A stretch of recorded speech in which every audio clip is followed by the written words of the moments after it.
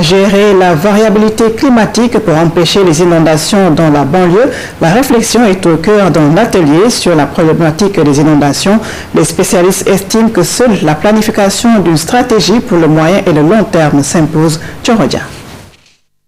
L'absence d'un bon système d'évacuation des eaux pluviales ou encore une urbanisation galopante notée dans la banlieue dakaroise explique en partie les raisons des inondations. D'autres facteurs viennent aussi se greffer à ce mal qui perturbe le sommeil de ces populations. L'autre cause, évidemment, c'est surtout anthropique. C'est la façon dont on s'est comporté vis-à-vis de l'espace urbain. C'est par exemple l'absence, comme l'a dit mon collègue tout à l'heure, l'absence d'urbanisation, de planification.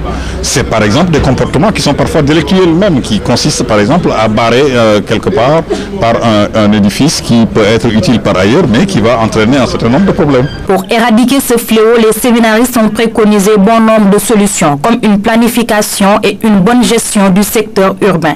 L'installation d'un système d'assainissement efficace dans les zones périphériques s'avère également indispensable. Les solutions qui sont aujourd'hui préconisées, c'est-à-dire prendre en charge ceux qui sont actuellement inondés, les zones actuellement inondées. C'est vrai, il faut réhabiliter, il faut requalifier, il faut recaser les populations qui occupaient ces espaces. Mais la ville, elle continue de vivre.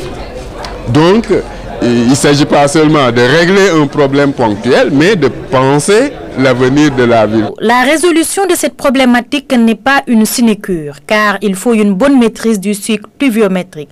Dès lors, l'acquisition de moyens techniques pour la maîtrise de ce cycle sera salutaire.